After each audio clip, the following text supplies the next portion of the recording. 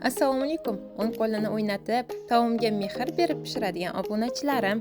Bugun sizlar bilan uyda bor narsalardan foydalanib salat taxlaymiz.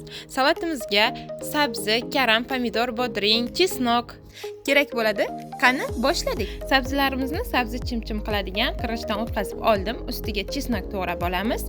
Tabga ko'ra tuz, koreyskiy tuz, shakar, uksus solib, ustidan issiq yog' solamiz va aralashtirib, tarelka qo'yib bosib qo'yamiz. Keyingi navbat karamimizni tuz bilan yaxshilab ezib oldim qo'lda. Pomidor, bodring va soyalarimizni solib aralashtirib, buni ham ustini yopib qo'yamiz.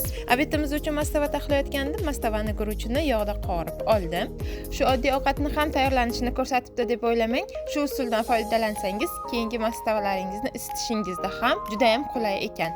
Suvni solib, yaxshi qaynagandan so'ng dimlab qo'yamiz. Bu usulni yoqgan tarafi guruch alohida bo'lganligi uchun sho'rvasini ichida bukib qolmas ekan. Bu tarafda salatlarimiz ham tayyor bo'lay deb qoldi. Karam bilan sabzini aralashtirib olamiz va yana ustini yopib qo'yamiz. Ovqatim ham tayyor. Guruchni birinchi o'zini, keyin ustidan sho'rvasini solib oldim. Salatim ham, ovqatim ham tayyor. Yoqgan bo'lsa, kommentariyada o'z fikringizni qoldiring.